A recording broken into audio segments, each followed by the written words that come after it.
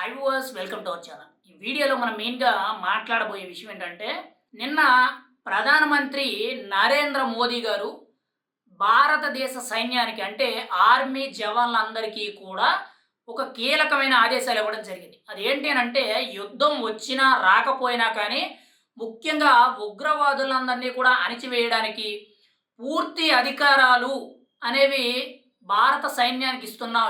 ఏం చేసినా పర్వాలేదు, ఉగ్రవాదులందరినీ కూడా మొత్తం అణిచిపెట్టి తుడిచివేయండి అని చెప్పి పూర్తి అధికారాలన్నీ కూడా ఆర్మీ జవాన్లందరికీ కూడా ఆదేశాలు జారీ చేయడం జరిగింది. అంటే ఇంతకుముందు ఎలా ఉండేదనంటే, ఏదైనా చెయ్యాలి అనంటే ముఖ్యంగా ఇంతకుముందు ఏదైనా యుద్ధం చేయాలన్నా, ఎవరి మీదైనా అటాక్ చేయాలన్నా, ఏదైనా జరిగిందన్నా, ఆర్మీలో ఏదైనా డెసిషన్ తీసుకోవాలన్నా కానీ రక్షణ శాఖ మంత్రి అండ్ మెయిన్‌గా సలహాలు, సూచనలు ఇవ్వడానికి అజిత్ దోవల్ గారు ఎవరైతే ఉన్నారో ఆయన సలహాలు తీసుకోవడం, ముఖ్యంగా ప్రధానమంత్రి నరేంద్ర మోదీ గారి ఆదేశాలు లేనిదే ఆర్మీ అనేది ఎవరి మీద కూడా దాడి చేయడానికి కానీ, అటాక్ చేయడానికి కానీ, లేదనంటే వేరొక డెసిషన్ ఏది తీసుకోవాలన్నా కానీ వీళ్ళని కాదని ఏది చేయడానికి లేదు. కానీ ఇప్పుడు ముఖ్యంగా ప్రధానమంత్రి నరేంద్ర మోదీ గారు కానీ, కేంద్ర కేబినెట్ కానీ చాలా కీలకంగా చూసుకుంటే నిన్న భారత సైన్యాన్ని మొత్తానికి కూడా త్రివిధ దళాలకి ముఖ్యంగా ఆర్మీ, నేవీ, ఎయిర్ ఫోర్స్ ఇలా రకరకాలుగా ఏవైతే 3 దళాలు ఉన్నాయో ఈ 3 దళాలకి కూడా పూర్తి స్థాయిలో అధికారాలు అనేవి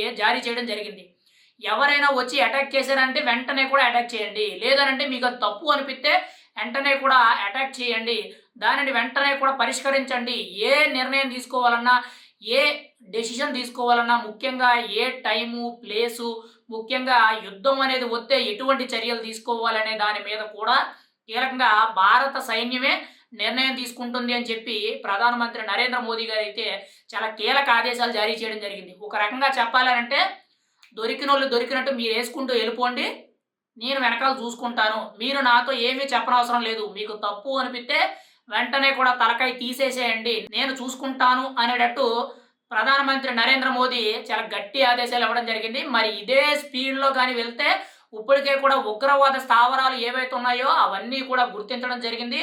జమ్మూ కాశ్మీర్ ఏదైతే పాకిస్తాన్ ఆక్రమించిన ప్రదేశాలు ఏవైతే ఉన్నాయో ఆ ప్రదేశాల్లో ఉన్న ఉగ్రవాదుల స్థావరాలన్నీ కూడా ఇప్పటికే గుర్తించారని చెప్పి మీడియా అంతా కూడా ప్రచారాలు వినిపిస్తున్నాయి.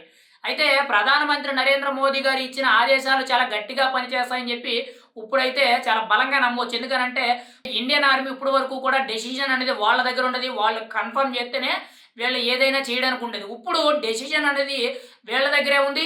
ఏం చేయాలో అనేది నిర్ణయించేది వీళ్ళే. ఎవరిని అటాక్ చేయాలి, ఎవరిని ఎప్పుడు లేపేయాలనేది కూడా ఇండియన్ ఆర్మీయే డిసైడ్ చేస్తుంది.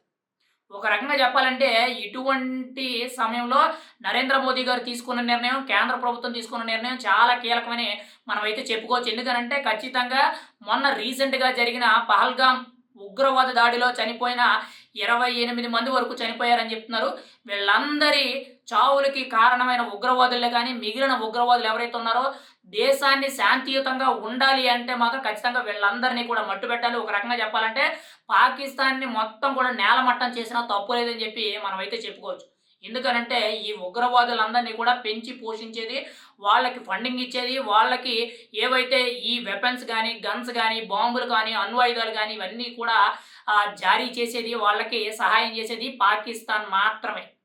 ఖచ్చితంగా రాబోయే రోజుల్లో పాకిస్తాన్‌తో యుద్ధం అంటూ వచ్చిందే మాత్రం అయితే పూర్తిగా పాకిస్తాన్‌ని నేలమట్టం చేయడం, ఉగ్రవాదం అనేది దేశ చరిత్రలో ఎక్కడ ఇనపడకుండా చేసే విధంగా నరేంద్ర మోదీ గాని, అమిత్ షా గాని, ముఖ్యంగా కేంద్ర మంత్రి రాజ్‌నాథ్ సింగ్ గాని వీళ్ళందరూ కూడా కీలక నిర్ణయాలు తీసుకుంటూ ఫుల్ ఫ్లెడ్జ్డ్‌గా ప్రతీదీ కూడా ఇండియన్ ఆర్మీకి ఫుల్ రైట్స్ అయితే ఇవ్వడం జరిగింది. ఇక దూసుకుపోవడమే, దొరికినోడిని దొరికినట్టు యేసుకుంటూ వెళ్ళిపోవడమే అనేటట్టు చాలా కీలకంగా నిర్ణయాలైతే నరేంద్ర మోదీ గారు జారీ చేశారు. మరి ఏం జరుగుద్ది అనేది, ఈ ఉగ్రవాదుల్ని ఎప్పుడు లేపుతారు, ఎప్పుడు సర్జికల్ స్ట్రైక్ జరుగుతాయి, లేదనంటే ఎప్పుడు యుద్ధం మొదలవుతుందనేది మనమైతే చూడాలి మరి.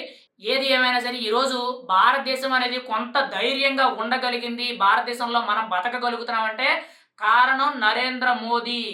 ముఖ్యంగా నరేంద్ర మోదీ ఉండడం వల్లే, మోడీ ఉండడం వల్ల ఇదంతా జరుగుతుంది. లేదు అనంటే ఈ పాటికే పటాపంచలైపోయి, ఈ పాటికే భారతదేశంలో చాలా రకాల విధ్వంసాలు అయితే వచ్చేవి.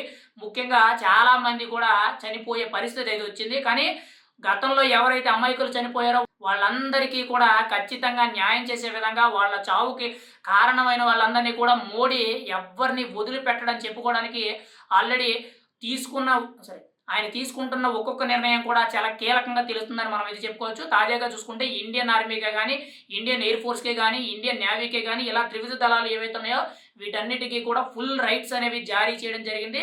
వీళ్ళింకా దూసుకుపోవడమే లేట్.